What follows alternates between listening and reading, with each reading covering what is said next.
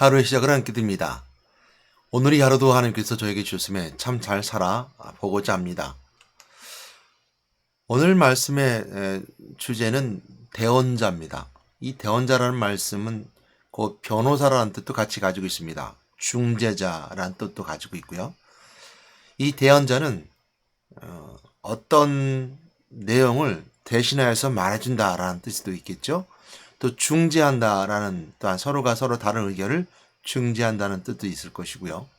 또 변호한다라고 했을 때 억울한 사람들의 사정을 법정 앞에 변호해주는 사람, 이렇게 변호사라는 뜻을 다 가지고 있습니다.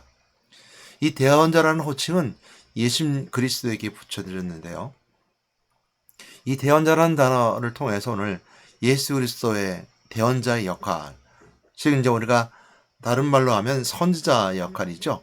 구약에서 선지자는 하나님의 말씀을 대언하는 자였습니다. 그 이스라엘 백성 앞에서 하나님의 말씀을 대언하는 자. 또한 마찬가지로 모세와 같이 또한 시대적 그 선지자 역할을 했던 리더자들은 백성들의 언어를 하나 앞에 아뢰는 역할을 했었습니다. 하나님은 누구 얘기도 다 들어주시고 다 아시며 또 그 기도에 응답해 주신 하나님이셨지만 하나님께서는 교회를 세우고 또한 이스라엘 백성들을 통해 세우심을 통해서 하나님의 뜻을 이 땅에서 분명히 밝혀주기를 원했습니다. 그 뜻은 사랑이죠.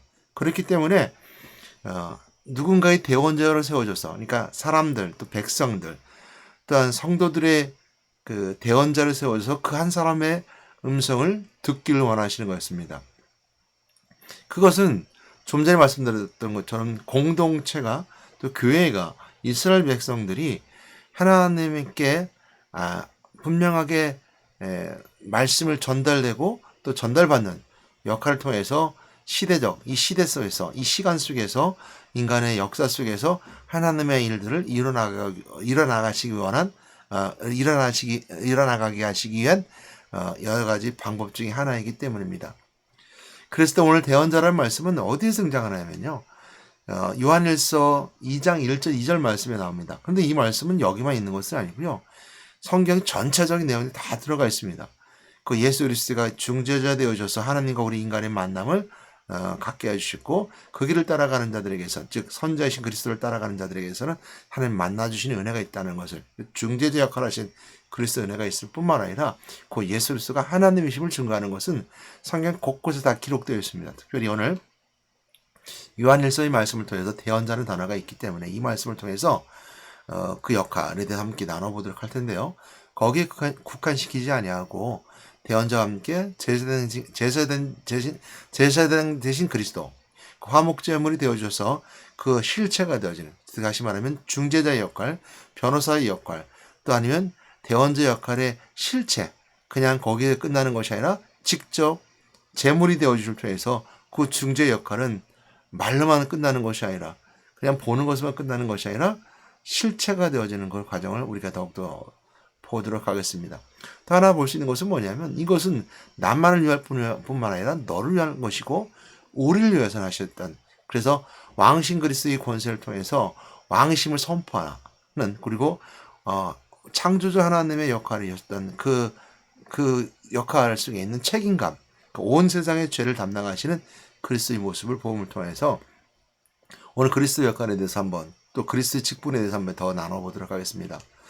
요한일서 2장 1절 2절 말씀해 보게 되면 이렇게 말씀해 주고 있습니다. 나의 자녀들아, 나의 자녀들아는요 어린이들아라고 똑같은 어원을 쓰고 있습니다. 그러나 나의 자녀들아라고 말씀을 통해서 할 수 있는 것처럼 자녀들, 좀 형제자매 아니면 자식들처럼 이렇게 생각하는 성도들을 말하고 있음을 알게 되고요. 이건 좀 이따 더 보도록 하겠습니다. 내가 이것을 너에게 쓰면 너희로 죄를 범하지 않게 하려 함이라. 이 기록의 목적이 첫 번째 분명히 하고 있습니다. 이 기록의 목적에 대한 내용은 요한일서에 곳곳에 등장하게 되는데요. 내가 이것을 너에게 쓰면 너희로 죄를 범하지 않게 하람이라 하는 것이 첫 번째 목적입니다. 이 목적에 따라서 전제할 수 있는 것은 뭐죠? 너희는 죄인이라는 것이 전제되고 있어요. 죄인이라는 걸 전제하고 있는데, 만일 누가 죄를 범하여도 아버지 앞에서 우리에게 대언자가 있으니 곧 의로우신 예수 그리스도더라 했습니다. 만일 누가 죄를 범하여도, 그러니까 누군가 죄를 범하게 되는데요. 오늘 이제 이게 중요한 것은 좀 이따 더 보도록 할 텐데, 인간은 누구나 다 죄인입니다. 문제는 죄인임을 알지 못하기 때문이고요.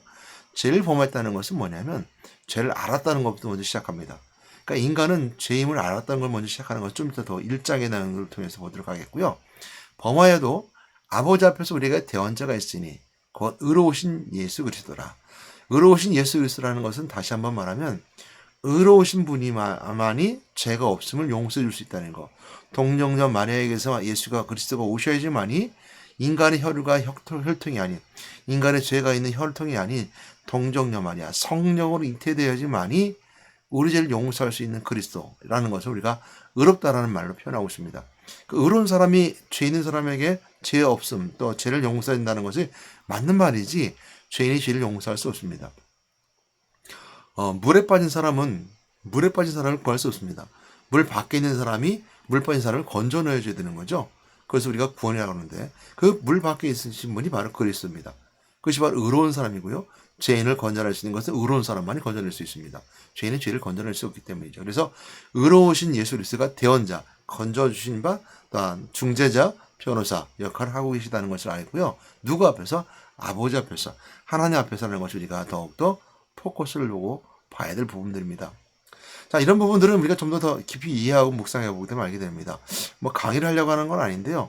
이걸 더 깊이 설명하려다 보니까 이렇게 말씀이 나오는 것 같아요. 쉽게 갈 수 있는 부분인데 제가 조금 더 깊게 갑니다. 2절 말씀에 보게 되면 그는 우리 죄를 위한 화목제물이니 우리만 위할 뿐 아니라 온 세상의 죄를 위하심이라. 우리 죄를 위한 화목제물이래요. 화목케 하게 된 제물 되는데 제사장 대신 그리스도를 우리가 분명히 발식해주고 있죠. 그 화목제물이라는 것은 십자가를 말하고 있고요. 십자가는 실체가 되어진다는 것입니다. 화목한다는 거, 변호사는요 말로 그 법정에서 이 사람의 억울함을 대언해주고 있어요. 그 대화점을 통해서 말로 해결되게 되고 말로 끝나면서 말로 되지만 중재자도 마찬가지입니다. 그 중재에는 거래상의 거래에 중재된 메시지가 있어요. 말로 할 수 있을 것이고 아니면 보답이 있을 수 있을 것이고 또 중재하는 모든 것들 속에서는 뭔가 거기에 따르는 중재인들이 보답이 있어요. 뭐 그건 이해가 될지 모르겠지만 부동산 중개인들은 수수료를 받게 되잖아요. 수수료가 있어요. 근데 세상의 중개인과 세상의 변호사가 아니 세상의 대언자 그 사람의 말을 대표해주고 대언해주는 대표자는 우리가 사무 보는 사람들 대표해주잖아요. 법원 가기 전에 글 모르는 사람들 말 못하는 사람 대언해주잖아요. 이 사람들도 마찬가지로 거기에 따른 보상과 보람이 있죠. 근데 이것은 우리가 세상에 주는 대언자, 중재자, 변호사지만 예수 그리스도의 중재자 되신과 대언자 되신과 변호사 되시면 이처럼 보상을 받거나 또한 중간에 어떤 중재 역할을 통해서 이루어진 수수를 받는 것이 아니라 친히 그가 하나님이시기 때문에 하나님의 중재자가 되어주셨다는 겁니다. 이것은 하나님과 우리의 관계를 중재할 수 있는 분은 하나님밖에 없어요. 사람이 하나님 관계에서 중재자가 될 수 없어요.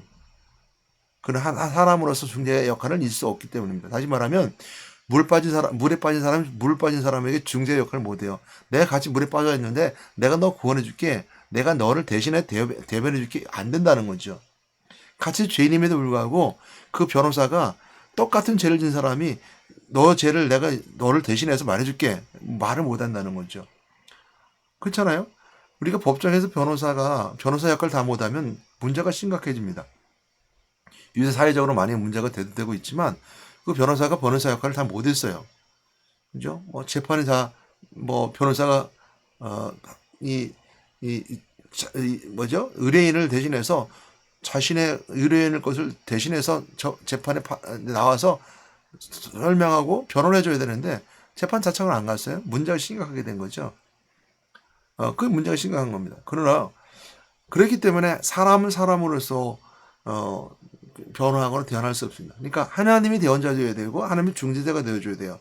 인간의 몸을 이 땅에 입고 오셨고 동정의 마리아가 나오셨고 성령이 잉태하셔서 성령의 능력으로 잉태하심을 통해서 사람의 아들로 오셨지만 하나님이시라는 것을 우리가 잘 고백하고 있는 부분들이잖아요. 그래서 그분이 우리가 대언자 되자는 것인데요. 그는 그냥 대언자 되는 것이 아니라 말로만 하는 것이 아니라 바로 실제 진짜가 됐다는 거예요. 인간의 가장 고난과 고통 가운데 십자가에 못 박혀 죽으심부터 해서 죄문이 본인이 되어졌다는 거예요. 그걸 잘 설명하기 위해서 뭐라고 설명하냐면 구약에서는 이스라엘 백성이 어린 양을 잡아서 하나님께 제물을 드렸어요. 그런데 그 어린 양을 바로 그리스도로 표현하면서 어린 양이 제물이 됐던 것처럼 진히 예수님께서 제물이 되어오셨다는 거예요. 이건 다시 말하면 하나님이 진히 제물이 되어오셨다는 거예요. 그럼을 통해서 우리가 의롭다라고 말할 수 있다는 거죠. 제물, 어린 양. 그 어린 양이 가지고 있는 의미는 바로 깨끗함과 순수함과 의로움을 말하고 있죠. 이것이 말하고 이제 2절 말씀이 말해주고 있습니다. 대언자라는 말, 이 말씀이 나오기 중에 먼저 알 수 있는 것은 뭐냐면요. 내가 죄인임을 알아야 된다는 것이 있어요.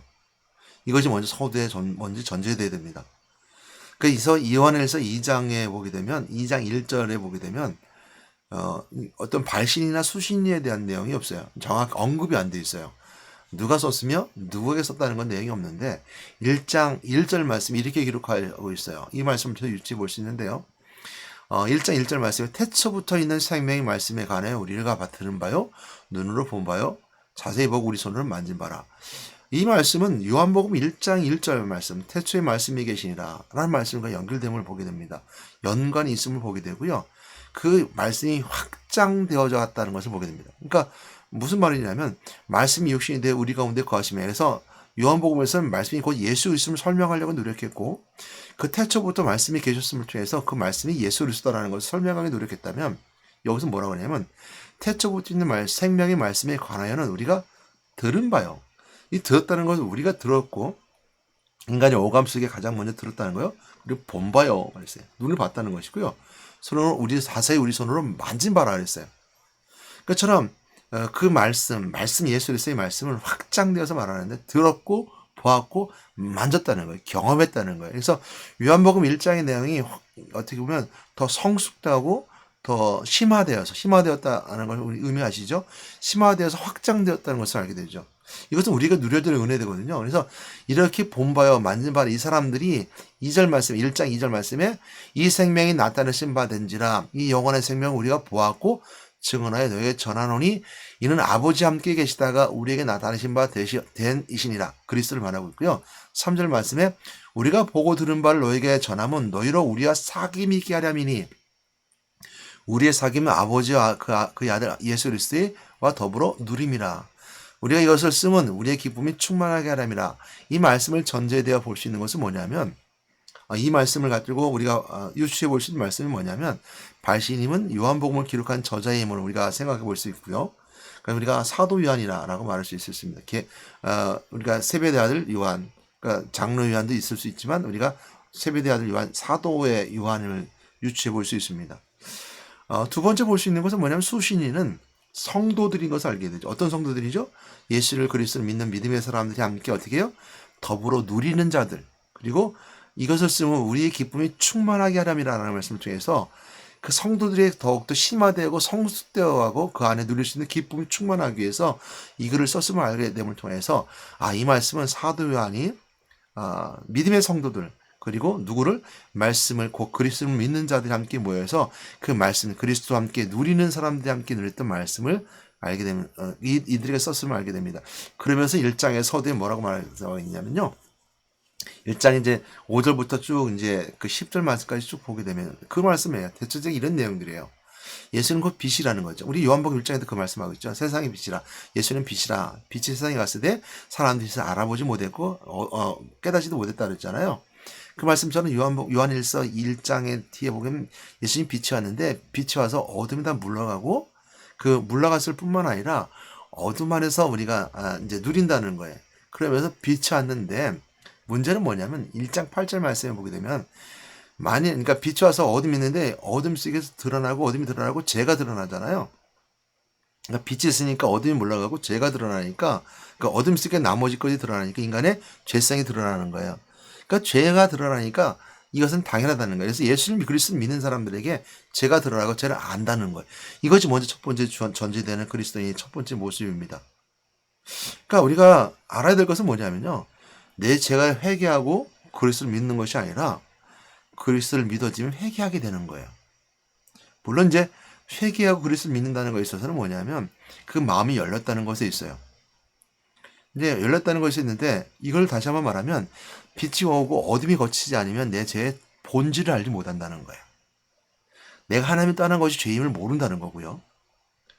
또한 하나님과 약속을 어겨서 선악과를 따먹음으로 해서 언약이 깨짐을 통해서 그 약속을 어기면 그거 죄라는 걸 알지 못한다는 거예요. 그리고 하나님으로부터 떨어져서 결과 마귀에 붙잡히게 된 것을 알지 못한다는 거예요. 그 빛이 와야지만 그 어둠에서 어둠이 거치게 되고, 그 어둠이 거침을 통해서 내가 이것이 죄라는 것을 깨닫게 됨을 통해서 정말 진실한 회개가 거기서 나오게 된다는 거예요.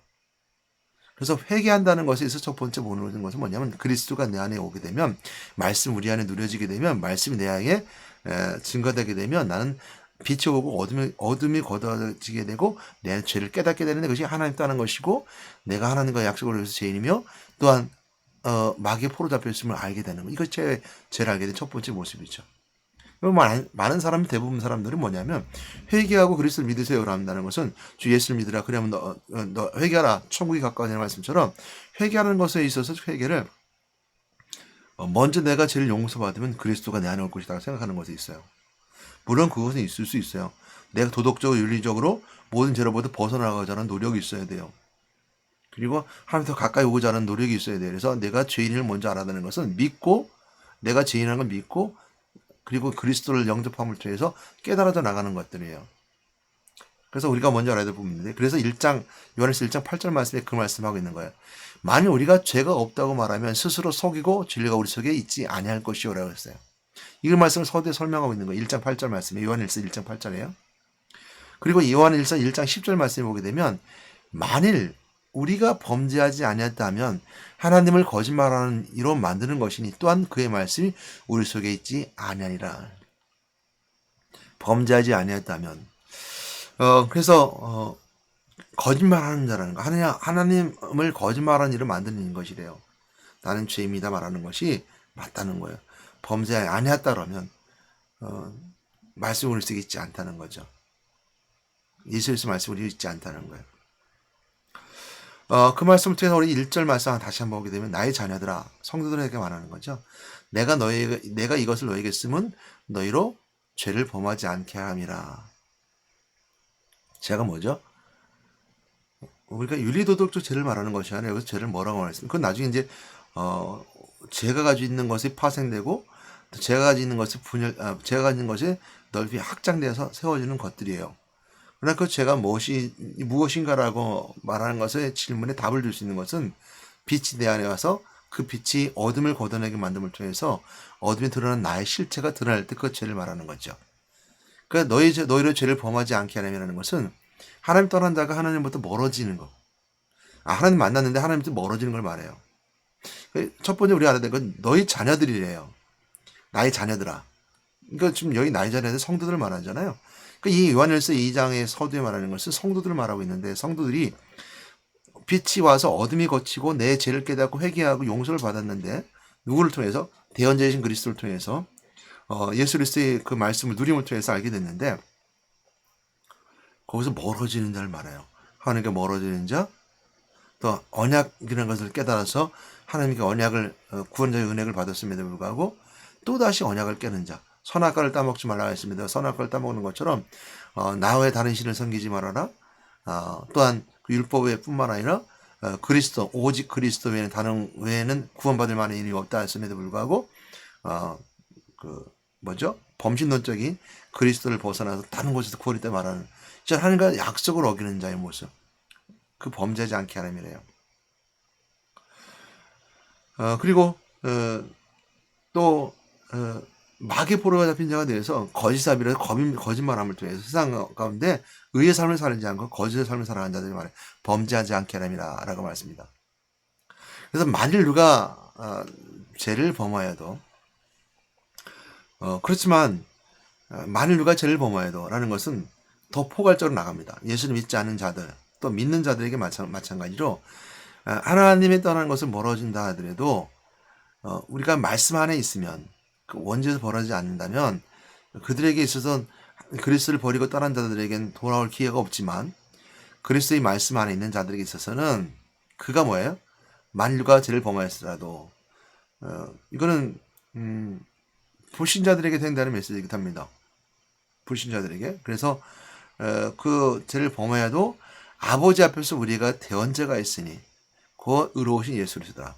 여러분, 여기서 우리가 포커스를 맞춰야 될 것은 아버지 앞에서예요. 죄가 어디 앞에 있느냐 이거죠. 심판대 앞에서는 그 죄가 어디 있느냐. 그러니까 우리가 윤리도덕적인 죄는 사법권에 갑니다. 국가나 공동체가 가지고 있는 규칙과 규율에 가게 되죠. 그래서 그 규칙과 규율에 맞게끔 우리가 상벌을 받아요. 그래서 뭐 징역을 산든지 아니면 구치소에 그냥 나오든지 집행유예를 받든지 아니면 이제 자그마한 공동체의 규율과 규칙이 있으면 제명을 당한다든지 상고를 제해서 만약 벌금을 더 낸다든지 이런 것들이 우리가 그 윤리독조들이 가지고 있는 여러 규칙 속에 이루어지는 일들이잖아요. 이런 것들이 앞에서는 누가 가는 거예요? 사람들 앞에 가는 거예요. 재판장 앞에 간다는 것은 사법권 앞에 가는 것이고 공동체 앞에 간다는 것은 그 공동체가 가지고 있는 그 감사나 아니면 그 재판관이죠. 그 앞에 가는 거죠. 그러나 여기에 보면 하나님 앞에서라는 말이 우리가 먼저 됩니다. 누가 죄를 범하였을지라도 하나님 앞에서 죄가 무엇이냐라는 거죠. 이걸 우리가 누가 죄를 범하였을지라도 하나님 떠난 자 또한 하나님 언약을 떠나서 하나님과 멀어진 자 또한 마귀에게 포로잡혀 있는 자 이것은 불신자들과 믿음의 사람들과 동일하게 적용되는 부분들이에요. 자꾸 믿음에서 떠나 하나님께 멀어진다는 거지. 또한 언약을 어긴다든지 자꾸 문제가 생긴다. 이런 부분들은 뭐냐면요. 인생이 때를 삶을 살아갈 때는 다 겪게 되는 거예요. 그래서 환난과 고난과 어려움이 오게 됩니다. 그리고 사단이 주는 고난과 어려움이 있다는 게 바로 그런 부분들인데요. 인생의 때를 삶을 살 때는 다 그것이 적용돼요. 성도들은 마찬가지입니다. 한번 예수를 대원자 되어서 여러분 구원받았다 하더라도 여러분은 자꾸 넘어지고 쓰러지게 돼 있어요. 인생의 삶을 살 때는요. 왜냐하면 이 땅은 세상 권세자 자 마귀가 지배하는 세상이고 마귀가 통치하는 세상이기 때문입니다. 물론 이 땅에서 우리가 승리자의 삶을 살아가면 마귀 통치에 벗어나기 때문에 참된 자유함을 누리게 되는 자들에게서는 그 승자의 삶으로서 이 땅에서 통치성이 있지 않아요. 그런 의미에서 마귀에 통치한다는 것은 그 절대적이지 않아요. 그러나 우리가 위협적이고 인생에 따른 삶을 살아가면서 항상 우리가 도전받고 시험당하는 것이 바로 우리가 삶이죠. 그렇기 때문에 우리가 성도들 마찬가지인데 그것이 바로 하나님 아버지 앞에서 우리가 죄라는 것을 생각해 볼 수 있고 아버지 앞에서 누가 대언자가 되는데 의로우신 예수 그리스도예요. 그래서 그 대언자는 하나님만이 할 수 있다는 거예요. 인간이 그 말을 대언할 수 없어요. 대변할 수 없어요. 인간은 죄인이기 때문입니다. 인생에 따른 삶을 살아가면 죄인이기 때문이죠. 그래서 그 죄로 인해서 그 결과로 인해서 할 수 없어요. 대언자가 될 수 없습니다. 그래서 그 친히 우리의 제물이 되어주셨다라고 말씀해 주고 있습니다. 그래서 그는 우리의 죄를 위한 제목죄인 우리를 위할 뿐 아니라 온 세상을 위함이라 라는 말씀 통해서 그 죄가 우리의 뿐만 아니라 온 세상을 위해서 화목제를 되어주셨다. 누구에게든 대언자와 변호사가 되어주셨다라고 말씀해 주고 있습니다. 이 말씀을 더 우리가 깊이 묵상해 볼 수 있는 부분들이 있지만요. 조금 더 생각해 볼 수 있는 것은 뭐냐면 예수 그리스도를 우리가 영접하고 빛 대신 그리스도를 받았다면 그리고 그 빛을 우리가 누린다면이죠. 이게 누리는 게 굉장히 중요하거든요. 그것은 우리가 아까 요한일서 1장의 말씀을 봤었잖아요. 1장 이제 그 3절 말씀이 맞나요? 우리가 보고 들은 바 너희에게도 노천함은 너희로 우리와 사귐이 있게 하려 함이라. 우리의 사귐은 아버지와 그 아들 예수 그리스도와 더불어 누림이라. 요한일서 2장 3절 말씀이 말씀해 주고 있잖아요. 누림이라는 것은 경험된다는 거죠. 듣고 보고 만져졌다는 것. 그를 전하겠다는 것이고 그래서 사귐 속에 있고 교제 속에 있다는 걸 누림인데요. 그런 자들에게 있어서 우리가 먼저 알아야 될 것은 우리가 죄인임을 알게 되는 것이고 두 번째 고백하는 것이고 그걸 회개하는 것입니다. 그러면 그 회개함을 누가 대원자이신 예수 그리스도가 아버지 앞에서 그거를 변호해 주는 거예요. 대언해 주는 거예요. 대신 말해 주는 거예요. 인간은 하나님 앞에 말할 수 없는 것이기 때문이에요. 말할 수 없는 존재이기 때문이죠. 대언해 준다는 것이죠. 그것이 첫 번째 우리가 알아야 될 것입니다. 빛이 와서 우리가 드러난다는 거. 그리고 누려야 된다는 거. 누린 자들이 은혜가 있다는 걸 알게 될 것입니다. 그래서 우리가 알 수 있는 것은 그리스도의 세 가지 직분을 여기서 볼 수 있는데요. 대원자 되신 그리스도를 통해서 제사 되신 그리스도를, 선제 되신 그리스도를 알 수 있죠. 하나님 만나는 길을 열어주셨잖아요. 두 번째, 화목제를 되어줘서 친히 제사장 되어주셨습니다. 세 번째는 뭐죠? 온 세상의 죄를 위함이라 통해서 왕이신 그리스도의 권세가 세상에 선포됨을 통해서 나에게만 정해지고 국한된 것이 아니라 온 세상을 향해서 그 책임감이 있는 왕의 영토와 또 왕의 권한이 주어지는 그 세상 속에서 그를 선포함을 통해서 그들의 죄를 위해서 그래서 우리의 열뿐만 아니라 온 세상의 죄를 위해서 화목제를 드셨고 대언자 되셨다는 것을 우리가 왕 대신 그리스도 권세를 선포해주고 있다는 걸 알게 됩니다. 오늘 예수 그리스도의 직분 세 가지를 생각하면서 오늘 요한일서 말씀 가운데 더 말씀을 보았습니다. 여러분 다 잊어버린다 하더라도 두 가지는 기억하십시오. 빛이 왔을 때 어둠이 올라가고 죄가 나에게 드러났다는 겁니다. 이것이 죄라는 거예요. 우리가 삶을 살면서는 죄를 알 수 없습니다. 왜? 빛이 없기 때문이죠. 하나님 말씀 내세이 없기 때문이죠. 그래서 그냥 살아가는 모든 삶 속에서 나는 죄 안 짓고 살았어. 전도 가면 그런 거 많이 보거든요. 난 죄가 없어 라고 말하고 있거든요. 왜? 도덕적으로 내가 뭐 특별히 나쁜 짓 하는 것도 없고 법도 잘 지키고 살았으니까 난 죄가 없어. 뭐 세금도 잘 내고 난 죄가 없어. 이렇게 말하는 사람들이 있습니다. 그 사람들 뭐죠? 빛이 왔을 때가 없는 거죠. 두 번째는 뭐죠? 누림입니다. 말씀이 우리 안에 누려지게 된다는 거. 그러니까 빛이 왔을 때 내가 누려지게 된다는 것은 이 내 죄를 이길 수 있고 또 내 죄 속에서도 그거를 누림을 통해서 유지할 수 있는 것, 믿음을 유지할 수 있는 것은 누림이에요. 듣고 본바요 만진 바라. 이것이 우리가 서로 사귐을 위해서 그리스도 아들로 함께 더불어 누림이라. 그리스도가 누릴 수 있는 누림의 생활을 두 번째 볼 수 있는 것을 생각하시는 여러분 되시기 바랍니다. 그리고 세 번째 마지막으로 볼 수 있는 것은 뭐냐면요. 이 그리스도의 권세가 누려지게 될 때 죄를 용서해 줄 뿐만 아니라 그 대언자의 모습을 통해서 그 권세가 우리가 세상 가운데 누릴 수 있는 은혜가 있다는 겁니다. 제가 어제 우리가 무속사역 하는 날이잖아요. 중앙시장, 천안 중앙시장에서 무속사역가 있는데 우리 권사님과 나하고 짝이 되어서 들어갔습니다. 우리 다니던 집이에요. 이제 도 무슨 원이라는 집인데요. 제가 뭐 이름 상호는 다 밝히지 않겠습니다.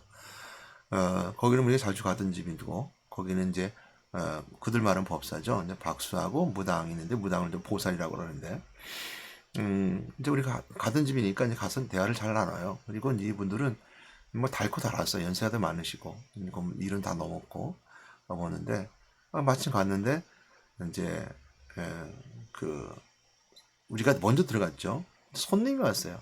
우리가 얘기하는 중에 손님이 왔는데 손님이 왔어요. 근데 손님이 조금 나이가 한 40대 좀 여자분이시더라고요. 근데 뭘 보러 온 것 같아요. 근데 이제 이분들은 우리를 법당을 데려가지는 않아요. 법당을 따로 문을 닫아놓고 있기 때문에.